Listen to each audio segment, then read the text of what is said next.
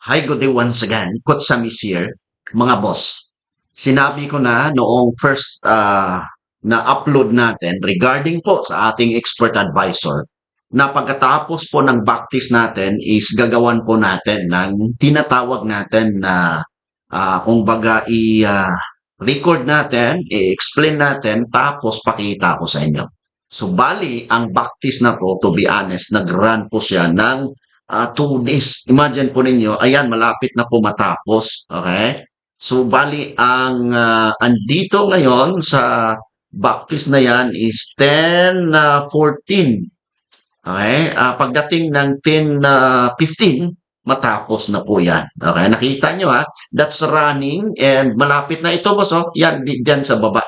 Now, ang gagawin po natin for today's episode is i-discuss ko po sa inyo ano ba ang nangyayari saka yung drawdown, yung profit at saka yung profit ratio factor and then monthly na tinatawag natin na performance ng atin pong expert advisor. Mga boss, ang good news kasi ang AI po natin, hindi po ito martingale, hindi din po ito grid, kundi mag-trade po ito ng isang entry tapos may stop loss. Okay? So, ibig sabihin, ito po ay dalawang version. Version 1 tapos version 2. Ang version 1, it's purely auto trading. Ang version 2 is nilagyan natin ng button for manual. I-cover natin yun ha, ang version 2. Alam nyo po, ang version 2 is na-try natin na i-run sa $100. Ngayon, nasa ano na, nasa 900 USD na yata. So again, i-cover natin part 3 po 'yun, yung version 2. Pero ngayon, ang version 1 muna, okay? So tingnan na natin boss ang atin pong account para at least ma-explain ko sa inyo. So we have here 10, 15, 34. Ayan, malapit na po, malapit na matapos. And we will try to cover this, kumbaga, kailangan natin to i-cover para naman po is magkaroon tayo ng tinatawag na outcome na maganda. So far, again yung atin pong backtest na yan is nag-start tayo sa 2025 tapos 2026, bali 1 year po yung backtest na to. Ayan, itong backtest na to, nag-run po siya ng 2 days. Imagine po ninyo, boss, talagang binigyan ko talaga ng oras. Kung baga, at least makita natin yung survival niya, yung tinatawag natin, boss, na performance talaga ng atin pong expert advisor kung papaano po siya mag-handle ng trade. Okay? So, ito naman, pakita ko po while waiting for the trade of our expert advisor. Okay? So, parang natapos na yata. Let's look at ha. Okay, natapos na boss. Yun, natapos na. So now we will look now the performance of our ayan po yung kanyang resulta. Yan po yung kanyang resulta sa trade. Tapos ano ba yung naging ito boss. Meron na siyang result. So we have here, ito na. Okay. So, nakita nyo ha, nag-run yun, tapos ito po ay natapos na. So we have history quality here is 98%. Okay. So history quality niya nasa 98%. Tapos initial deposit is 1,000 USD. Ayan po, so nakita niyo 1,000 USD.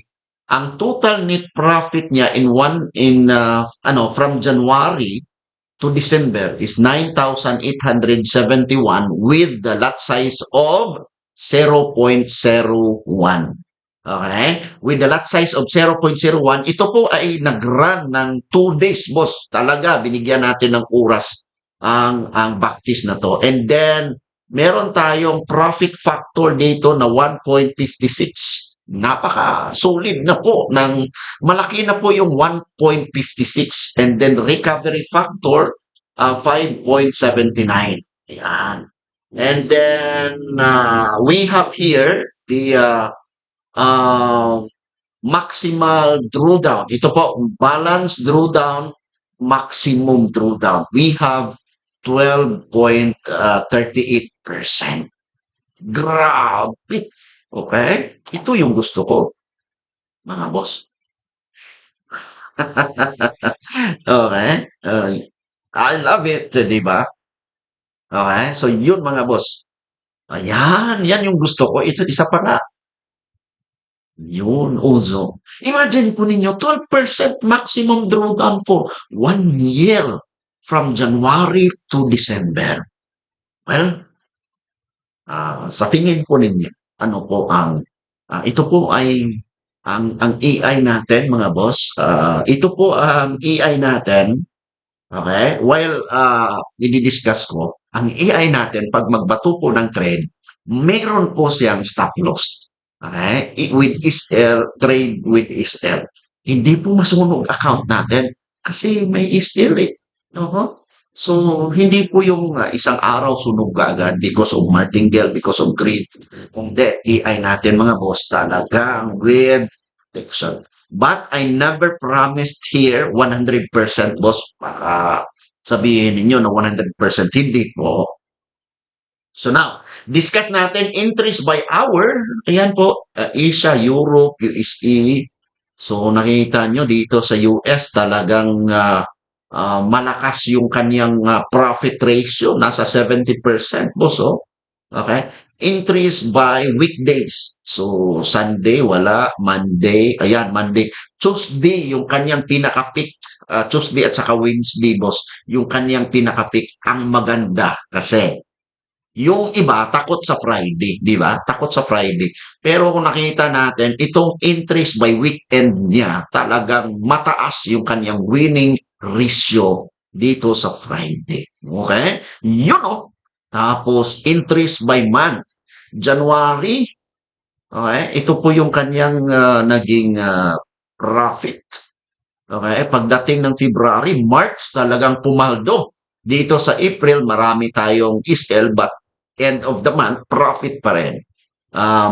May, ayan no, medyo maraming SL, but end of the month, profit pa rin mga boss. June, dito ang maganda. Christmas na Christmas talaga. Oh, December mga boss. Oh, nako, nako naman. Oh.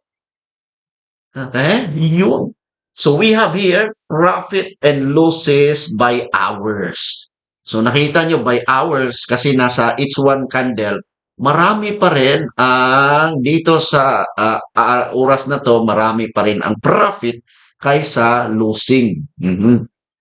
Okay, dito, yes, maliit profit, tapos SL. Ito yung maganda kasi boss, sa AI kasi natin, pag ma-SL ka, mababawi sa next na cycle. Kasi time cycle itong AI natin, ha?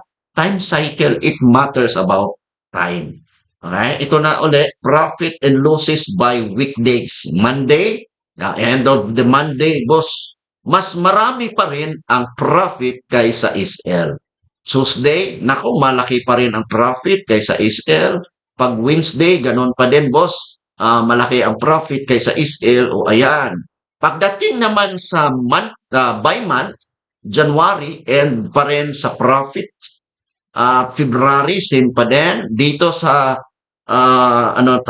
March. Nako, parang losing ang March natin. Nakita nyo? Yung SL, maraming SL dito sa March, pero pagdating ng April, pumaldo. Pumaldo, boss, grabe. Tingnan nyo ha, nasa, ilan ba? Cover talaga dito. Losing tayo sa March, pero pagdating naman ng April, boom na boom. May, June, July.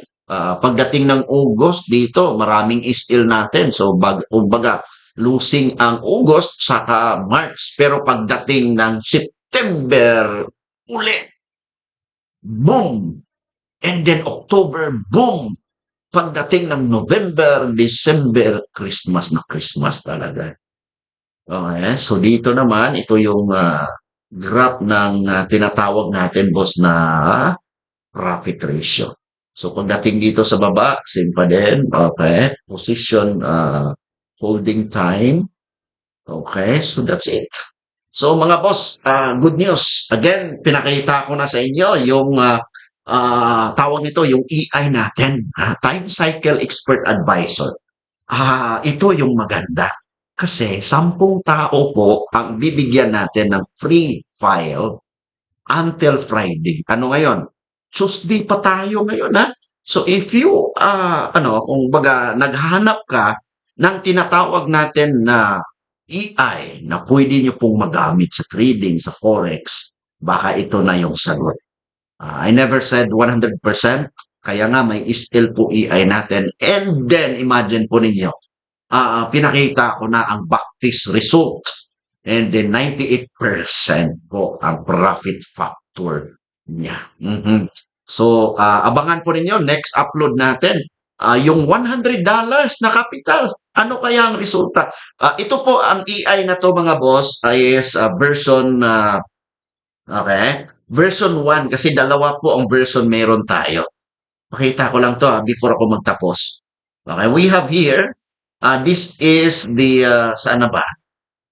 Okay, parang wala yata dito. Hindi ko na hindi ko yata na i-upload dito yung EI. Wait lang. I-ano natin. Ito yon. Boom. Okay, para at least makita nyo yung EI. Okay, at least boss, makita nyo yung EI. Okay, ito yon. Okay, wait lang muna kasi kailangan natin i-close. So ito yung version 1, okay? Ito yung version 1. So kung magma-manual po kayo mga boss, meron tayong buy score. So multi-time frame po yung gagawin niya, i-analyze niya from daily papunta ng M5.